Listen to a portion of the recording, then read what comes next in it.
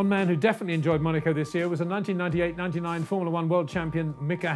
His boat was moored on the inside of Tabac, and so I removed my shoes, as you do, and joined him for a quick chat on the Friday afternoon. Can I take you back to a weekend when I hope you had a lot of fun, 1998 here at Monaco? Great win, start to finish, but that pole lap, one of the best pole laps, I suspect, in your career. Tell me about that pole lap. Yeah, it was a really good one.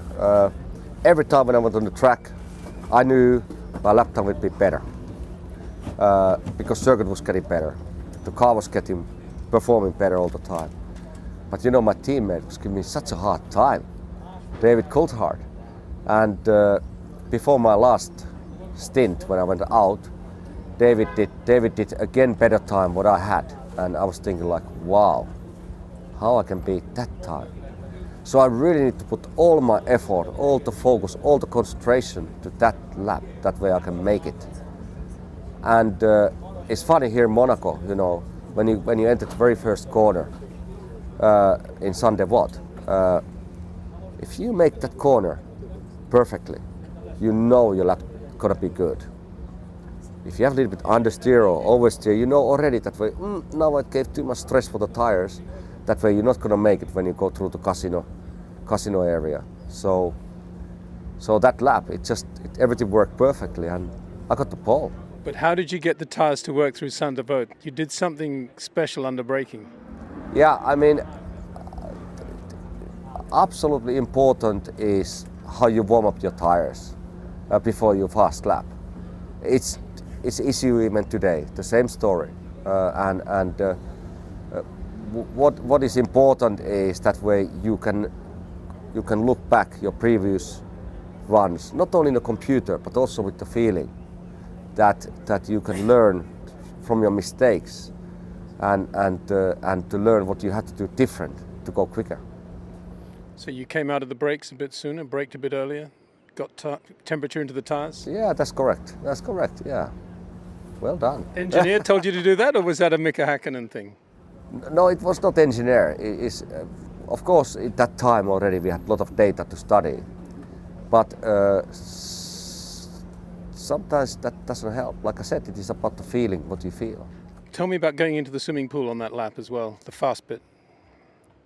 Yeah, that is a cool area. And actually, where we are now, this is it. It's just around, just front of us, and very, very tricky corner when you go around the top up corner. When you enter into the swimming pool area.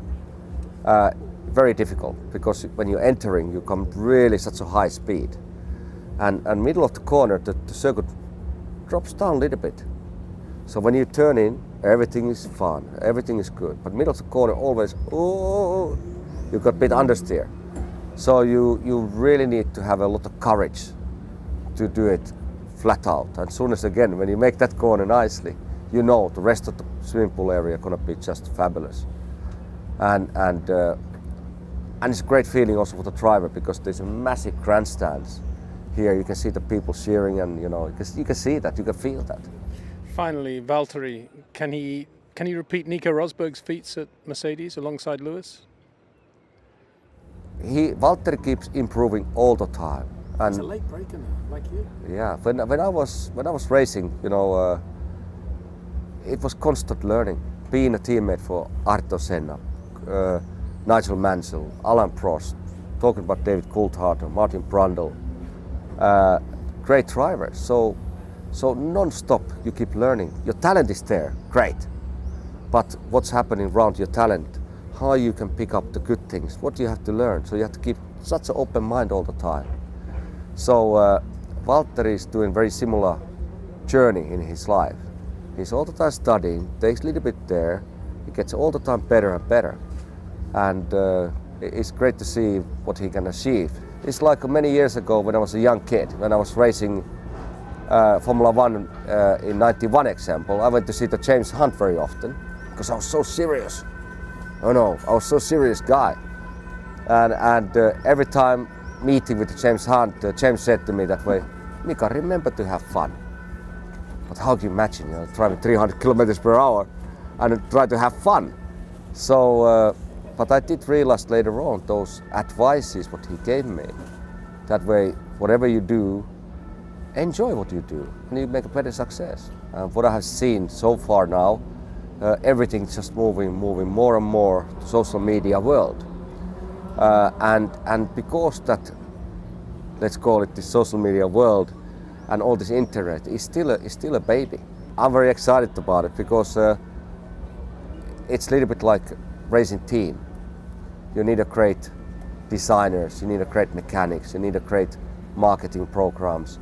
So there's a lot of similarities. So when you do something like this, if you have a great team, hey, you're gonna make success, and it's exciting. Mika versus Lewis would be interesting if we could get the time synced. Oh yeah, I would be quicker, of course. That's all for this week's show. Thanks for watching. See you next week.